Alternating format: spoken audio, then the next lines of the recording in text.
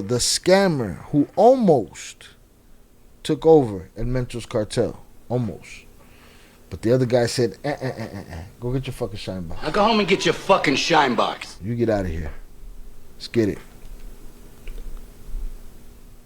They call him El Jardinero, the gardener. And not because he has a thing for plants. What this man had been growing for over a decade was a criminal empire, generating close to $500 million a year, while also running scams that stole hundreds of millions from regular Americans. He was El Mencho's right hand, the number 2 of CJNG, and on April 27, 2026, the Mexican Navy showed up with 500 soldiers and 6 Black Hawks to get him. The 60 hitmen guarding him fled like rats, leaving him alone. And remember, we had that conversation. They said, oh, they fled to distract the police from him. Bullshit. They fled because, fuck, dude, I'm gone. That's why they fled. Said Ashana, allegedly. Like I always remind you, allegedly. They fled because fuck that. Jardinero, they found him with 500 soldiers and 6 Black Hawks to get him. The 60 hitmen guarding him fled like rats, leaving him alone. And El Jardinero, they found him hiding in a drainage ditch. Today I'm telling you his story, because this just happened. That's a clean ass shirt, man, for being hiding. What if this was out theatrics and he was like, I don't want nobody to know I'm cooperating. I need y'all to put on a show and come get me. No? Yee. There are details nobody else is covering, and all of this is going to genuinely surprise you. My name is Nicola, and welcome to the Cartel Insider. Pretty hard to surprise us over here. We don't give a fuck at this point.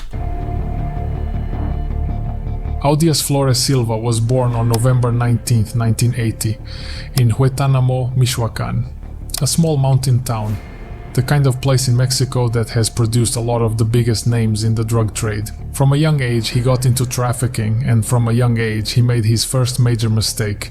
He got caught in the United States. He was charged with drug trafficking, convicted, and served 5 years in a US prison. When he got out, he came back to Mexico, and he came back different. More mature, more calculated, more disciplined. Look, man, everybody be like, the twins, they don't look like no cartel guys. Who does this guy look like, bro? Huh? Who does this guy look like to you? He looks like a cartel guy? Huh?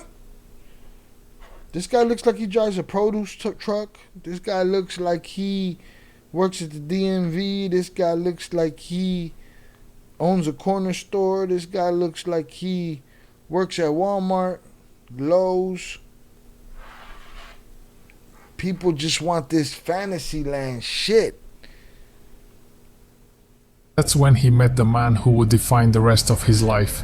Nemesio Oseguera Cervantes, El Mencho.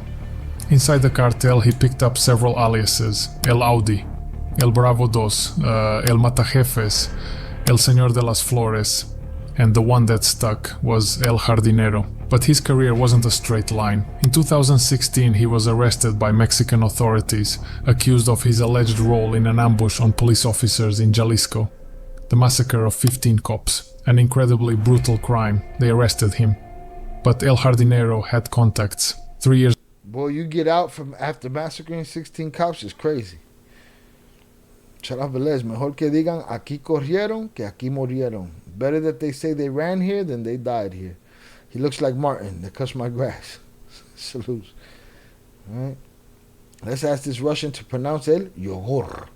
He'll have a full fucking meltdown. Whole shit will glitch out. Hit that like button if you have yet to do so. Later, in 2019, using his lawyers and his connections, he got his freedom back. Just walked out. And when he did, he didn't go into hiding. 16 cops just walked out. See, he looked like a totally different dude with the mustache. See, I don't know if they be getting it right. That look like a different nose. He went straight back into the CJNG structure, stronger than ever. This is where the story gets interesting. A lot of people think El Jardinero was just some armed group commander who ran his crew, not even close. He was also moving massive quantities of drugs. He was a top-level operator, a narco businessman, if you want to call it that.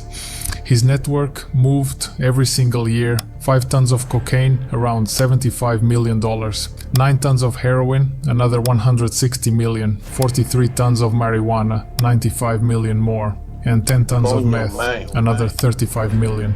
And if you add fentanyl, you can tack on many more millions. I just don't have that specific number. So in total, his structure was generating over $400 million a year, close to $500 million just from drugs. To pull that off, he controlled ports, clandestine labs, warehouses, secret airstrips, the full operation, semi-trucks hauling cocaine up from Central America, distribution cells across the Bastardizing the chiles. How dare you put the bolsita and the chiles and shit. US, California, Texas, Illinois, and product reaching all the way to Spain. His territory was enormous: Jalisco, Nayarit, Zacatecas, Michoacán, Guerrero. And here's something almost nobody knows. El Jardinero wasn't just moving drugs, he was also scamming American tourists. How? Timeshares. The scheme worked like this. He ran call centers in Mexico with staff that spoke fluent English. They'd get information on American timeshare owners in Mexico, mostly. Chalaveles, this dude saw his ledgers to know exact numbers. He got them from Cata. He got the numbers from Cata. All these guys be throwing around numbers, man. I ain't throwing around shit. I just throw around million. You know what I'm saying? I ain't throwing around no fucking numbers. I let Jay do that shit. I let P do that shit. Why? Because they know the fucking numbers. These guys, they be like, listen, I was in his bank account online and I got to see everything and who got paid. It's like, miss me with the bullshit. Bullshit. Older people with lifetime savings, through inside share owners in Mexico with staff that spoke fluent English. So he was a straight scammer. He was also scamming American tourists. How? Timeshares. The scheme worked like this. He ran call centers in Mexico with staff that spoke fluent English. They'd get information on American timeshare owners in Mexico, mostly older people with lifetime savings, through inside contacts at tourist resorts. Then they'd call them or email them, posing as real estate agents, lawyers, sales representatives. Now that's an organized ass crime right there, boy. Telling them they had buyers ready to purchase their timeshare at a great price. But first, there were fees to pay, and of course that money never came back. And when the victim realized they'd been conned, sometimes another contact would appear, someone pretending to be a lawyer or a government official, offering to help recover the lost money. That was also the cartel. They'd take another payment. The US Department of the Treasury has this operation directly tied to El Jardinero and the CJNG in Puerto Vallarta and Riviera Nayarit. Between 2019 and 2023, the FBI received over 6,000 complaints from American victims who lost nearly $300 million to these scams. $300 million just from timeshares. Now here's the part that nobody saw coming in 2024. When the war in Sinaloa between Los Chapitos, El Chapo's sons, and El Mayo Zambada's faction spiraled out of control, the Chapitos needed backup. And to find it, they knocked on the door of the man who kidnapped them back in 2016, the CJNG, and the man who opened that door was El Jardinero. He met with representatives of the Guzman family, including Alejandro Guzman, a cousin of Los Chapitos, in Guadalajara and Nayarit, acting directly on El Mencho's behalf. The terms of the deal were, the CJNG would lend manpower and weapons to Los Chapitos, and in return, the Guzman brothers would open up some of their routes for Jalisco product. By late 2024, the rumors exploded online. A video surfaced of armed men shouting, "The rumors are true, CJNG and Los Chapitos are together now," firing into the air. Come on, man. Once that had, it's like, come on. Once the old man got thrown in the trunk of a fucking private jet, like so many things that happened that were stranger than fiction that nobody could even, you couldn't write it. That was one of them. That was one of them. Celebrating what looked like a new era. Rumores son ciertos. La alianza del Cartel Jalisco Nueva Generación y la Chapiza está confirmada. La limpia ha comenzado. Pura gente del señor Mencho y del señor Iván. There also were pictures of armed groups wearing patches reading Gente del Jardinero, El Jardinero's people, rolling into Sinaloa to back the Chapitos. By 2025, people started talking about Mencho, assigning him as the Chapitos' head of security. Though let me be clear, that's not true. The Chapitos already have their own security. If what he's saying is true, you're right, Velez. Did the pizzas go looking for help, or did the CJNG offer it? Whatever Jardinero's connection was to them, whether it be Alexander or whoever it be, they probably had private conversations about, coño, man, la cosa tan dura, need some help, she's getting rough out here. And then they said, well, maybe we could work something out. And then that turned into something else. I don't know, but you got a point. Pizzas weren't looking for help, or did the CJNG offer it? Either way, they accepted it. You let the wolf in the hen. You would let the wolf in the hen house. El que no tranza no avanza. He who is not a crook does not advance. Ain't that the truth? Nice guys finish last, pero el que cae preso le caen adentro. Okay, so relax.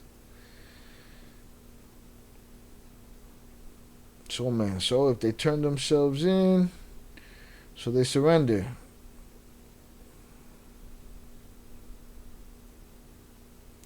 If they surrender, Guano stays. And El Gabacho.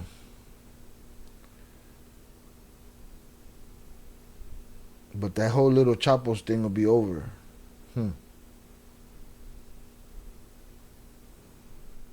Security chief, but El Jardinero's Nacho, assigning him as the Chapitos' head of security. Though let me be clear, that's not true.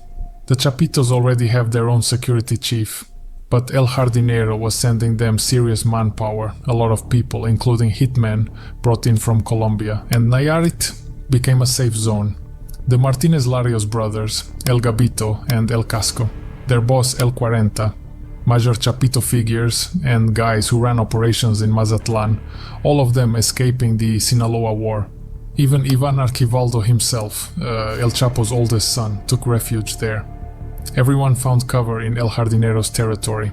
Then came February 2026. The Mexican army killed El Mencho, and in that vacuum El Jardinero's position shifted completely. He had been number 3 while Mencho was alive, behind Mencho and his stepson, known as L03. With Mencho dead, his relevance shot up to number 2 in the cartel. The DEA had him figured out. Back in May 2025, they'd already put out an international alert and offered $5 million for information leading to his capture. On April 27, 2026, the Mexican Navy executed one of the biggest operations of the year. 19 months of surveillance. The target, the small community of El Mirador in Nayarit, near the 500 soldiers is crazy against 61 dudes. It's pretty nuts. Hit that like button if you have yet to do so. Let's get to 40. Jalisco border. What they found was a well-protected Jardinero. He wasn't out there alone or low-key. He had a security ring of 60 armed men and 30 trucks with him every time. But the government didn't show up with 4 patrol cars. They came with 4 surveillance aircraft, 6 Black Hawk helicopters, 120 direct action troops, and 400 naval support elements. Over 500 military personnel total. The sicarios, the same ones. Shout out Shannon for the flow state. 200 joules. I appreciate you. Thank you very much, Shannon. Salutes to you. I like the flow state. Get in the flow state. Salutes. Who brag in corridos about being the bravest and best equipped, shouting their Dude's walking around with a 50 cal. boss's name with pride.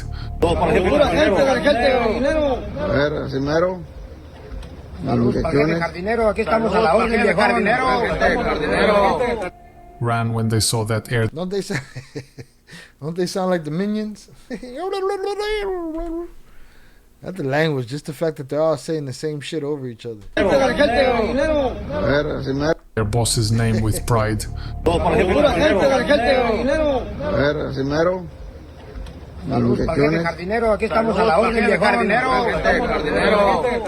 Ran when they saw that air deployment. 60 against 500 with helicopters overhead. Everybody ran. All that shit. Aquí estamos para el jardinero. Where's the jardinero? And then they took off running. That shit sounded like this. Hold on, I gotta play it back. Hold on. There was no air deployment. Ran when they saw that air deployment. 60 against 500, with helicopters overhead. There was no way. El Jardinero tried to escape. Based on what you can see in the drone footage, he made it down to the road and took off into the brush. He found what he thought was his way out, a drainage ditch. He crawled in there to hide. What he didn't know is that they were watching him from miles. I don't think he made it inside that drainage ditch. I mean, he made it that far, but that shirt was too clean. Above. The second he went into that I'm obsessed with the clean shirt. Like, that shit, it don't make sense. pipe, the soldiers walked right over and pulled him out. They literally fished him out of a drainage ditch, safe and sound, no shots fired. The man who moved close to $500 million a year found hiding in a pipe. He was then airlifted by helicopter to Mexico City.